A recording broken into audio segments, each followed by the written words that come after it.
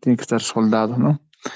Y en el caso de que sea vista y yo no quiero empotrar la tubería, lo que tendría que hacer es colocarle una funda PVC, dice, a una altura mínima de 1,8 metros, ¿no? Entonces son las dos formas que se puede hacer, ¿no? Vista o empotrada. Ya uno puede decidir qué es lo que le conviene, ¿no? A mí me parecería mejor que esté empotrada, ¿no? Así, para que no se vea mi tubería, ¿no? Para que no sea, para que sea mejor estéticamente. Ya. Dice también, a ver, tenemos aquí también algunas consideraciones respecto a las tuberías aéreas. Bueno, a ver, veremos. Para tuberías aéreas, dice, ¿no? O vistas, deben instalarse en paredes de ladrillo estable de un ancho número de 6 centímetros, lo que decíamos, ¿no? Al inicio. ¿Qué más? Eh, si la pared es de adobe, dice, como muchos de los casos, ¿no? Que hay varios casos de estos. Si la pared es de adobe, dice, no, se debe cubrir la pared con estuco o cemento en todo el recorrido de la tubería, así como se debe colocar estacas de madera para la sujeción de la tubería, ¿no? Entonces, si mi pared es de adobe, entonces tengo que yo decir, ¿no? Que por donde va a atravesar mi tubería, preferentemente que esté con estuco o con cemento y colocarle estacas de madera para que se sujeten bien mi tubería, ¿no? Porque en el adobe yo le pongo abrazaderas, con el peso de la tubería se puede caer cualquier momento, ¿no? Por eso se pide de que tenga estacas de madera, ¿no?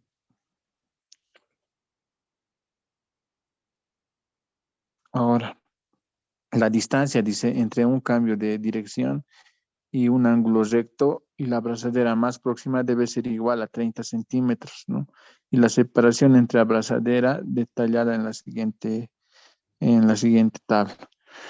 Entonces, cuando yo tengo un recorrido de mi tubería y yo tengo que cambiar de dirección, ¿no? Llego a una esquina y tengo que tomar otra dirección, entonces tengo que yo colocar una abrazadera, dice 30 centímetros, ¿no? De la esquina mido 30 centímetros, le pongo una abrazadera. De la otra esquina mido 30 centímetros y le pongo una abrazadera. Ya, ahora en recorridos en paralelos y en partes verticales, ¿no? En partes horizontales y en partes verticales, ahí podemos ver para tubería de acero, lo que normalmente en baja presión tenemos tuberías que son de diámetro 1 media y 3/4 de pulgada, ¿no? Entonces, si mi tubería está recorriendo de forma horizontal, la abrazadera que yo le voy a colocar es a una distancia de 1 metro, ¿no? En partes horizontales. Si mi tubería fuera de 3/4, cada 2 metros yo voy a instalar una abrazadera, ¿no? Ahora, si está en forma vertical también, ¿no? En mi tubería es de media pulgada y está yendo en forma vertical, está subiendo a un segundo piso tal vez. Entonces yo voy a colocar abrazaderas cada 2 metros y si mi tubería es de 3/4 de pulgada, cada 3 metros voy a colocar una abrazadera.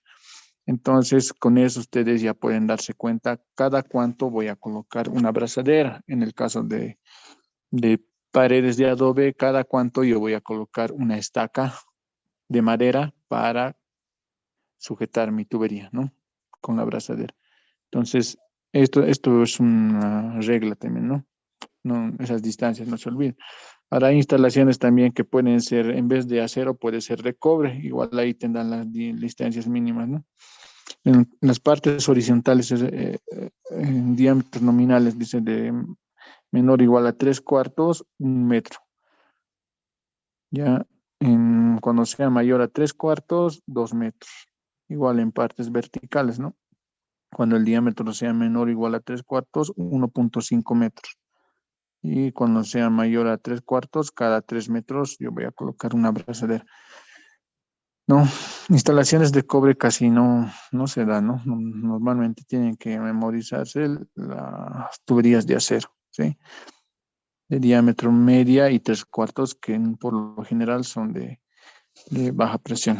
Y, ¿ya? Y media presión.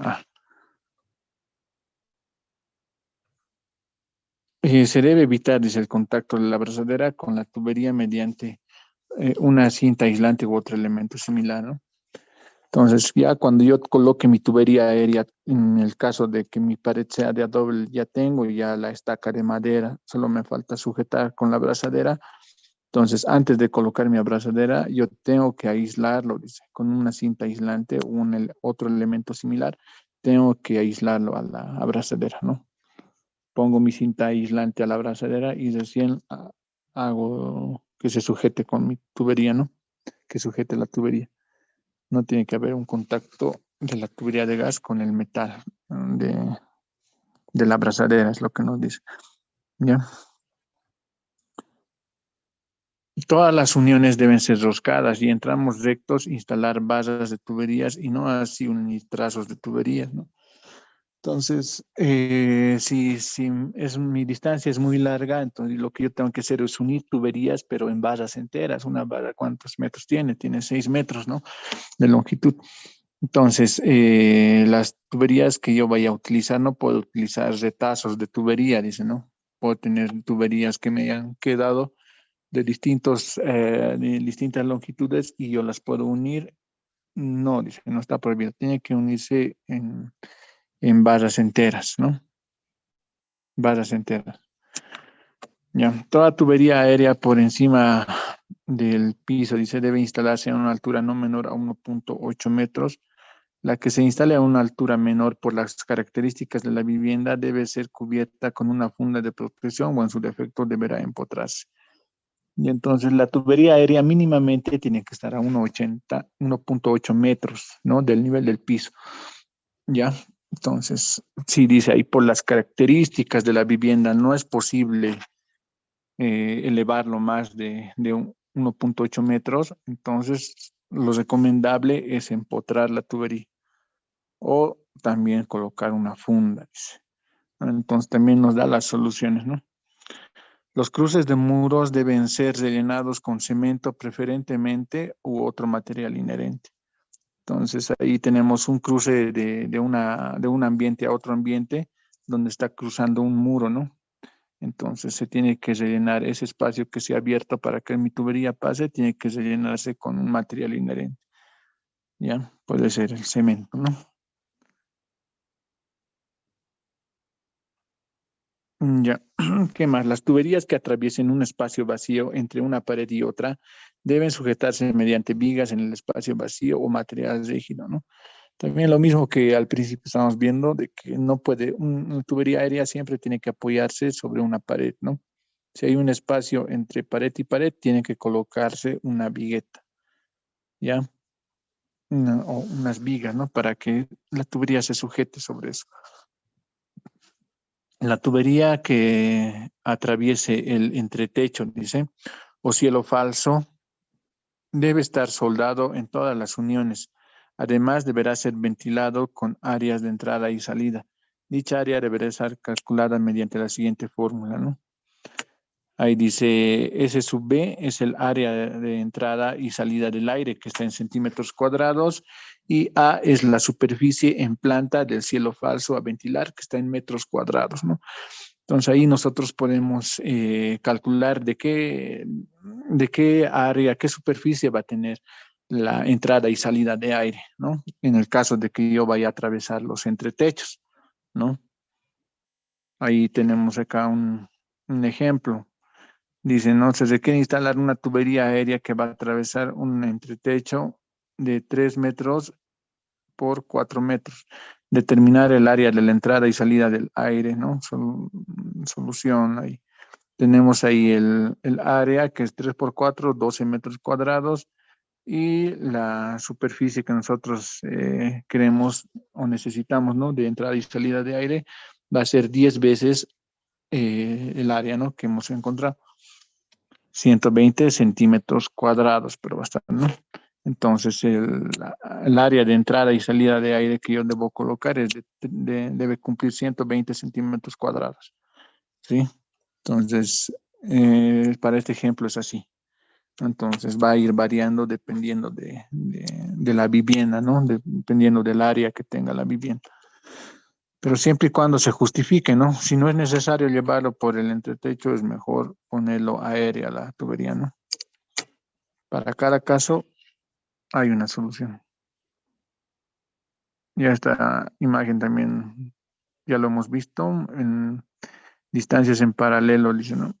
3 centímetros en cruce 1 centímetro.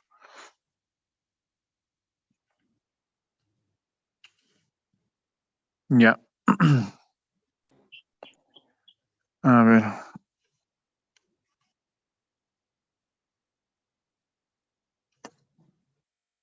Ya veremos ahora lo que son los tipos de aparatos a gas natural. Ya tenemos tres tipos de aparatos, ¿no? Dice aparatos de circuito estanco, aparatos de circuito no estanco conectado y aparatos de circuito no estanco no conectado. Esos tres tipos de aparatos a gas son los que tenemos, los que siempre vamos a necesitar para hacer un diseño de una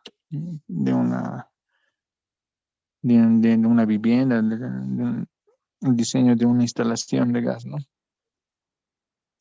Entonces son aparatos de circuito estanco, circuito no estanco conectado y circuito no estanco no conectado. Veremos el primero para aparatos de circuito estanco. ¿Cómo reconocemos este tipo de aparatos? Dice, en este tipo de aparatos, el aire necesario para la combustión es tomado del exterior del local donde está ubicado los productos de combustión, a ver, nuevamente. Este tipo de aparatos, el aire necesario para la combustión es tomado del exterior del local donde está ubicado y los productos de combustión son evacuados al exterior, ya, por medio de un dispositivo especial. Y entonces ahí tenemos, ¿no? Un ejemplo. Entonces, lo importante en aquí, ¿no? Un aparato de circuito estanco, dice, toma el aire, ¿no? Del exterior, se genera la combustión internamente en el equipo y los productos de combustión son evacuados también al exterior, ¿no? No hay nada que entre del mismo ambiente, ¿no ve? Está tomando del exterior. Esa es su característica de los aparatos de circuito estanco, ¿no? Toma el aire que necesita del exterior y los productos de combustión son expulsados también al exterior, ¿ya? En aparatos de circuito no estanco conectado, dice, en estos aparatos el aire necesario para la combustión es tomado del mismo local donde se encuentra el aparato. Los productos de combustión son evacuados al exterior por medio de un conducto de evacuación. Ya entonces, en este tipo de aparatos de circuito no estanco conectado, el aire que necesita para la combustión lo va a tomar del ambiente donde está ocupando este tipo de aparato, ¿no? Toma el aire del ambiente, se genera la combustión y los productos de combustión son evacuados al exterior, ¿ya? Entonces, así reconocemos a un aparato de circuito no estanco conectado. Ahora, el último tipo de aparato es el aparato de circuito no estanco no conectado. Dice, el aire para la combustión es obtenido del mismo local donde se encuentra instalado el aparato. Los productos de combustión son evacuados al mismo local. ¿Ya? Entonces, ahí está el ejemplo de una cocina, ¿no? Entonces, para que se genere aquí la combustión, el aire que va a necesitar este aparato es del mismo local, ¿no? Del mismo local va a tomar el aire, la combustión que se genere va a ser expulsado al mismo local, ¿no? Entonces, por lo tanto, este tipo de aparatos no están no conectados son los que más nos tiene que interesar a nosotros, ¿sí? Nos tiene que interesar más a nosotros. ¿Por qué? Porque se está tomando el aire del mismo ambiente, se genera la combustión y está expulsando también los productos de combustión al mismo ambiente, ¿no? Entonces hay que tener mucho cuidado con este tipo de aparatos esto lo vamos a ver yo creo en el siguiente capítulo, no sé si en el siguiente capítulo creo que es, vamos a ver qué condiciones tiene que cumplir un ambiente donde yo voy a instalar un aparato de circuito no estanco, no conectado, ¿ya? Requisitos generales para aparatos no estancos, no conectados. Dice.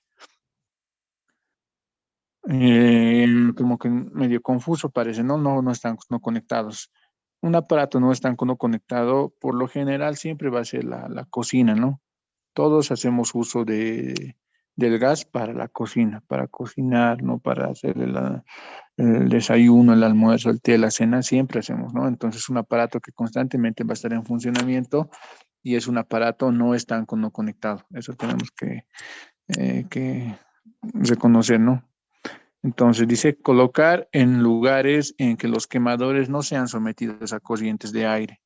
Ya, entonces, si yo tengo mi cocina y lo voy a dejar, eh, no sé, cerca a la ventana, yo lo voy a instalar donde hay mucha corriente de aire, ¿no? Va a estar ahí encendida mi cocina, voy a estar haciendo, no sé, voy a estar haciendo no sé, el almuerzo, digamos, y uno se sale a hacer otras compras mientras está cociendo la comida, dice, ¿no? Pero por el cruce de aire que hay, puede llegar a apagarse, ¿no? Se apaga y lo que va a estar ahí generando es de que vaya habiendo, ¿no? Fuga de gas, ¿no? Acumulación de gas. El gas, por lo general, siempre va a ir hacia la atmósfera, ¿no? Pero se puede también quedar en el ambiente, ¿no? Entonces, evitar de que haya accidentes, ¿no? De que el gas se acumule en el ambiente. Entonces, dice, colocar en lugares en que los quemadores no sean sometidos a corrientes de aire, ¿no? Hay que ver en qué, es siempre viendo, ¿no? A la vivienda dónde es mejor o dónde es conveniente colocar el aparato a gas. Sí, hay que verlo todo. Si hay mucha corriente de aire, mejor alejarlo, ver en qué lugar nos conviene colocarlo. ¿Ya? El local debe poseer aberturas necesarias que comuniquen con el exterior, dice, ¿no? Entonces tiene que haber también el ambiente donde va a estar instalado, tiene que tener comunicación con el exterior. Sí, puede ser un patio, puede ser la calle, puede ser, no sé, un parque, digamos, pero tiene que tener un contacto con el exterior. No deben estar embutidos o empotrados, ¿no? El aparato de gas no tiene que estar embutido ni empotrado, tiene que ser movible. Las paredes próximas a la cocina deben ser de material incombustible, así como la parte del piso donde se vaya a apoyar. Entonces, tal vez ustedes conocen también si un ambiente es para cocina y el piso es de madera, lo que generalmente les hacen hacer es de que retiren la madera o el machimbre que tengan, o por lo menos aislarlo a unas ciertas distancias y de tal forma de colocar un material que no sea combustible, ¿no? Les hacen colocar cemento, ¿no? No tiene que apoyarse ni en las paredes ni en el piso con un material combustible. Es una de de las recomendaciones para aparatos no estancos, no conectados. Ya, entonces, como estos aparatos son los más, eh, con los que más tenemos que tener cuidado al momento de hacer la instalación, tenemos que ver de que el ambiente donde se vayan a instalar este tipo de aparatos tiene que cumplir, ¿no? Cuatro características. Ahí lo vemos, está denominado como el BASA, ¿no? Cualquier ambiente donde se vaya a instalar, dice, un aparato a gas natural, debe cumplir las siguientes características. Esto enfocado más que todo para aparatos no estancos, no conectados, ¿no? Que vienen a ser las cocinas. Debe cumplir el BASA. ¿Qué es el BASA? B es el volumen mínimo para el buen funcionamiento. El volumen mínimo se refiere al volumen del ambiente donde se va a instalar este tipo de aparatos, ¿no? A es la alimentación de aire para la combustión. S, la salida del aire viciado o los productos de combustión. Y la A final, aireación rápida, ¿no? Esas cuatro cosas tienen que cumplir. Entonces, cuando ustedes vayan a diseñar y les pidan, quiero instalar acá un aparato de cocina, entonces veamos que cumple tu ambiente con estas cuatro cosas, ¿no? Volumen mínimo para el buen funcionamiento, alimentación de aire para la combustión, salida de aire viciado y aireación rápida. Cumple esas cuatro cosas, se puede hacer la instalación de un aparato no estanco no conectado. Si el ambiente no cumpliera cualquiera de estas cuatro cosas, no se puede hacer la instalación en ese ambiente. ¿Sí? Sí o sí debe cumplir esas cuatro cosas el ambiente. ¿Ya? A ver, ¿qué más? El volumen mínimo para el buen funcionamiento. Ahora veremos el volumen. ¿Qué volumen tiene que tener el ambiente donde yo voy a instalar mi aparato no, de circuito no estanco no conectado? Dice, para los aparatos no estancos no conectados y no estancos conectados, el volumen bruto del local debe ser por lo menos 8 metros cúbicos. ¿Ya? Entonces esto nos sirve, ¿no? Cuando ustedes quieran incluso hacer el diseño de su casa, de su vivienda, ya la cocina ya tienen que decirle, ¿no? Al que está construyendo que mínimamente tenga un volumen de 8 metros cúbicos el ambiente, ¿no? Si yo me hago una cocina muy pequeña, un ambiente de cocina muy pequeña que tenga 5 metros cúbicos de volumen, entonces, ¿cuál es la consecuencia? Que si yo quiero instalar eh, ahí, quiero instalar una cocina, no me van a permitir con gas natural, ¿no? No se va a permitir. ¿Por qué? Porque no cumple el volumen mínimo. ¿Ya? Entonces, mínimamente 8 metros cúbicos. Dice también, en edificios ya construidos se podrán instalar aparatos a gas en locales cuyo volumen bruto sea de 6 metros cúbicos como mínimo. En edificios ya construidos, dice, ¿no? Pero en la actualidad los edificios que se construyen ya no lo diseñan con 6 metros cúbicos, siempre están por 8 metros cúbicos o más, ¿no? Porque ya la gente ya conoce, digamos. No, pero puede haber algún caso, ¿no? De que un edificio ya esté construido y el volumen para su ambiente de cocina que se ha reservado es menor a 8 metros cúbicos, entonces se puede, dice, pero mínimamente debe cumplir un volumen de 6 metros cúbicos, 6 metros cúbicos como mínimo, en las que ya están construidas. En las que están por construirse, debe recomendarse siempre 8 metros cúbicos mínimamente. ¿Ya? ¿Qué más dice, no? Cuando el volumen bruto sea mayor o igual a 6 metros cúbicos y menor a 8 metros cúbicos, el dimensionado de la entrada de aire establecida en la tabla 18 según el caso deberá incrementarse un 50%. Ahorita lo vamos a ver eso.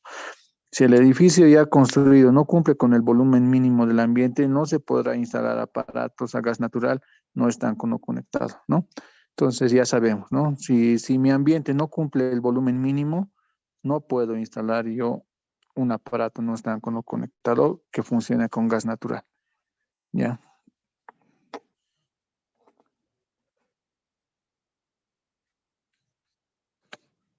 Ya también tenemos acá el volumen mínimo de un local comercial, ¿no? Esto ya está en función de la potencia absorbida total que se van a instalar, ¿no? Para locales comerciales, ¿no? Ahí tenemos la formulita, sabemos cuándo es un local comercial. Bueno, ahí está descrito, ¿no? Ya lo hemos visto también esto. Ya son edificios institucionales, restaurantes, hoteles, saunas, piscinas, ¿no? Teatros, cines, oficinas, todo ese detalle son instalaciones comerciales, ya donde yo voy a instalar o voy a hacer el diseño para una media presión A, ¿sí? Ahora veamos la A siguiente, ¿no? Del base hemos visto el volumen, ahora veamos el A, que es la alimentación de aire. Ya la entrada de aire debe estar protegida por rejilla o deflector y puede estar subdividida en varias aberturas situadas en la misma pared, puerta o ventana, según el caso, debiendo la superficie libre o la suma de las superficies libres igual a la superficie de la mínima necesaria. Debe ser igual o superior a la mínima necesaria. ¿No? Entonces, bueno, todos los que tenemos el servicio a gas natural, pues, conocemos, ¿no? Que el ambiente donde se nos ha instalado la cocina tiene que tener rejillas, ¿no? Una que está cerca al suelo y otra que está cerca al tumbado, ¿no? Entonces, en la alimentación de aire se refiere a la rejilla que está en la parte inferior, ¿no? Puede estar, dice, en la pared, puede estar en una puerta o puede estar en una ventana, según el caso, dice, dependiendo la superficie, ¿no? Entonces, estas rejillas, esas aberturas que tiene la rejilla, es la mínima necesaria, ¿no? Para que cumpla ya la superficie que se requiere para el tipo de instalación, ¿ya? Entonces, la entrada de aire es la rejilla que tengo en la parte inferior. A eso se refiere. El orificio debe estar ubicado de manera tal que ninguna parte móvil de la construcción del inmueble lo obstruya, sea en el interior o en el exterior. Ya, entonces puede ser de que mi rejilla de entrada de aire esté en un lado de las paredes y por el exterior, no sé, puede ser un patio, no sé, un patio, un jardín, donde yo lo obstruya tal vez con cualquier cosa, ¿no? Se puede obstruir esta rejilla, le pueden poner no sé, ladrillos, le pueden poner arena, no sé, cajas. Entonces hay que evitar de que estas rejillas se obstruyan. Siempre tiene que haber una corriente de aire. ¿Ya? Entonces hay que evitar eso de que se obstruya nuestra rejilla, ¿no? Ya sea en el interior o en el exterior de la vivienda. ¿Qué más? El aire recogido en la atmósfera, dice, podrá ingresar directamente en el local donde se encuentra él o los aparatos de utilización a través de un conducto de ventilación o por pasos arreglados en las paredes exteriores del local, ¿no? Entonces ahí podemos ver una alimentación directa de aire. Tenemos ahí los aparatos y el aire que va a ingresar es del exterior, ¿no? Pueden ser de dos formas, a través de un conducto de ventilación o por pasos arreglados en las paredes exteriores del local, ahí como en la imagen, ¿no? Para los aparatos no conectados, la llegada directa es obligatoria en dos casos. Si la salida de aire se realiza solamente a través de una pared que da al exterior, la figura uno, y otra, si la salida de aire se realiza solamente a través del cortatiro, ¿no? De un aparato gas conectado a un conducto que desemboca a un patio de ventilación. ¿Ya? Entonces, la llegada de aire es directa, eh, es obligatoria en dos casos, dice, ¿no? Bueno, el aire siempre tiene que tomarse del exterior, como hemos dicho, ¿no? El exterior no puede ser el vecino, por si acaso, ¿no? No puedo yo colocar una rejilla que me dé al vecino. Tiene que ser del exterior y el exterior nos referimos a un patio, a la calle, ¿no? A un patio o a la calle. ¿Qué más? La entrada de aire, aquí tenemos la sección o la superficie mínima que tiene que cumplir, ¿no? Por ejemplo, para aparatos no estancos, no conectados, yo puedo colocar una rejilla que tenga una superficie de 100 centímetros cuadrados, ¿ya? Dice, la aplicación, si la salida de humo se hace exclusivamente a través de paredes exteriores, sección mínima de salida 100 centímetros cuadrados. También puedo colocar rejilla de 50 centímetros cuadrados si la salida de humos se hace por conducto de evacuación vertical o chimenea. No, ahí nos dice, ¿no? ¿En qué caso yo puedo colocar de 100 o de 50 centímetros cuadrados? ¿No? Para aparatos no estancos conectados va a estar en función a la potencia, ¿no? De la potencia útil del aparato, ¿no? Entonces ahí vemos, si la potencia útil es menor o igual a 25 kilowatts, una rejilla de 50 centímetros cuadrados. Ya si mi potencia está entre 25 y 35 kilowatts, una rejilla de 70 centímetros cuadrados.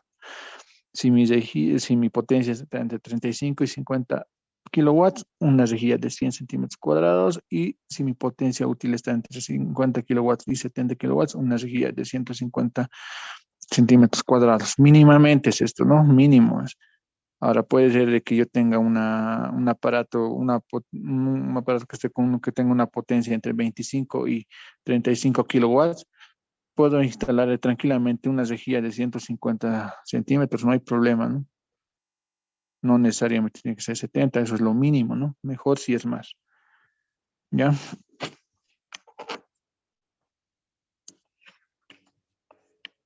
En locales comerciales, dice la sección mínima de alimentación de aire para la instalación de aparatos no estancos conectados y no conectados se determinará con la siguiente fórmula. ¿Cómo determinamos la superficie de mi rejilla?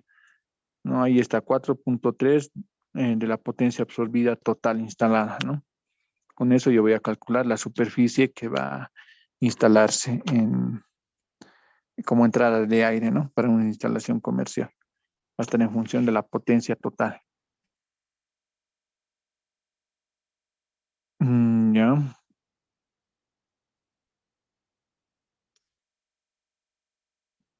Ahí tenemos también la ubicación del ingreso de aire.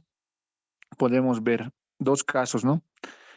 En la parte superior tenemos una entrada de aire y la salida de los productos de combustión está haciendo a través de un conducto de evacuación o también puede ser una, ¿cómo se dice esto? Una campana, ¿no? Entonces, si mi ambiente de cocina yo voy a tener un conducto de evacuación a través de una campana, por ejemplo, la entrada de aire, la rejilla de la entrada de aire puede estar a una distancia cualquiera, ¿no? Ahí está, una distancia cualquiera, sin límites, no tiene límites. Por eso decía, ¿no? La rejilla puede colocarse en una pared, puede colocarse en una puerta o puede colocarse en una ventana, dependiendo del caso, ¿no? Una ventana siempre va a estar por encima de los 30 centímetros, ¿no? Del nivel del piso. Entonces puedo colocar una rejilla ahí en la ventana que cumpla como entrada de aire siempre y cuando que los productos de combustión sean a través de una campana, ¿no? O un conducto de evacuación. Ahora, en el otro caso, en la parte inferior, yo no tengo un conducto de evacuación. Tengo que necesariamente sacarlo al exterior a través de otra rejilla. Entonces, en este caso, tiene que cumplirse de que mi rejilla de entrada de aire, la rejilla inferior, tiene que tener una distancia mínima de 30 centímetros, ¿no? O máxima debe ser, ¿no? Una altura del nivel del piso hasta la superficie de la rejilla, 30 centímetros o 0,30. Hasta ahí yo puedo instalar una rejilla de entrada de aire. Y en la parte superior ya lo instalo mayor o igual a 1,8 metros. Lo instalo mi rejilla de salida de aire, ¿no? Solamente en el caso de que yo tenga un conducto de evacuación, como es una campana, yo puedo colocar la entrada de aire a cualquier distancia, ¿no?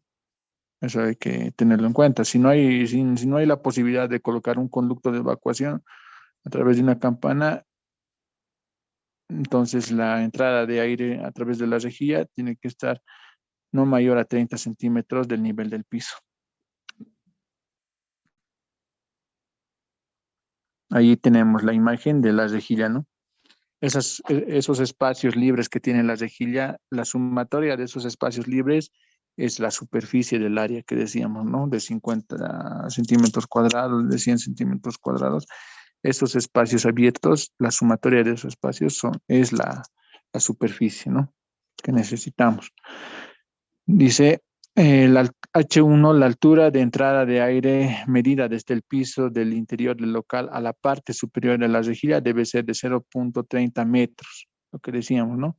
Y la altura 2, altura de salida de aire de los productos de combustión, ubicado a una altura no menor a 1,8 metros del piso del interior del local a la parte inferior de la rejilla y no debe existir impedimento estructural a una distancia no mayor a 0,40 metros del techo del local, ¿ya? Entonces, la rejilla yo lo voy a colocar mínimamente a 1,8 metros del nivel del piso, pero ¿qué tal mi ambiente es muy alto, tiene más de 3 metros de altura? Entonces, yo no lo voy a colocar a 1,8, puedo colocarlo más, ¿no? Entonces, ¿hasta qué altura yo lo puedo colocar? Es, ¿no? Del nivel del techo, yo bajo 40 centímetros o 0,4 metros y ahí puedo instalar mi rejilla, ¿no? Es lo que se refiere. Ya, llegada de aire por un conducto de ventilación individual. Ya, está autorizado en los siguientes casos. Ah, ahí podemos ver, ¿no? Tenemos el aparato a gas, pero anterior a esto hay otro ambiente que me da al exterior, ¿no? Este ambiente no está directamente conectado con el exterior, no tiene que atravesar otro ambiente. Entonces, para que yo haga cumplir la llegada de aire, tengo que tener dos rejillas, ¿no? En dos paredes distintas. ¿Para qué? Para que a través de esas rejillas y a través de un conducto me llegue el aire al local o al ambiente donde yo quiero llegar a instalar mi aparato a gas, ¿no? Podemos ver ahí dos formas, ¿no? Atravesando siempre otros ambientes. Esto por lo general casi no se da, ¿no? Pero para que lo tengamos en cuenta. Este otro caso tampoco se da, pero siempre hay una solución, ¿no? Como dice ahí, la sección de los conductos descendentes depende del número de cambios de dirección y en ambiente debe tener un extractor mecánico necesariamente, ¿no? En este caso pareciera que el aparato no está conectado, está en subsuelo, digamos, ¿no? No tiene conexión con el exterior. Entonces estamos colocando un conducto que me tome aire del exterior y llegue hasta el ambiente donde está conectado, donde está instalado el aparato, no están conectado, ¿no? Entonces esos cambios de direcciones nos van a decir de qué superficie tiene que tener ese conducto, ¿no? Si hay cambio de dirección menor a 2, entonces la superficie de 100 centímetros cuadrados. Si hay cambios de direcciones mayor a 2, entonces la sección o la superficie mayor a 150 centímetros cuadrados. Entonces, ahí tenemos, ¿no? Y necesariamente dice que tiene que colocarse un extractor mecánico. ¿Para qué? Para evacuar los productos de combustión. Ya, este caso no creo que se vea, ¿no? Pero por si acaso también ahí hay una solución. Ya, entrada de aire desde una zona exterior. Es lo mismo, ¿no? Tendrán consideraciones de zona exterior para realizar la ventilación de entrada de aire y salida de productos de combustión, un local, galería, terraza o balcón. Cualquiera de esas tres cosas, galería, terraza o balcón, puede ser considerada como una zona exterior, ¿ya? Si esta dispone de una abertura, dice permanente, permanentemente abierta que dé directamente al exterior o con un patio de ventilación cuya superficie libre sea como mínimo 1.5 metros cuadrados y cuyo borde superior esté situado a una distancia inferior o igual a 0,4 metros del techo del nivel del local. Ya entonces ahí podemos ver una zona exterior, es una galería, terraza o balcón. ¿Ya? Entonces, tiene que haber una superficie mínimamente, dice, de 1.5 metros cuadrados y que esta superficie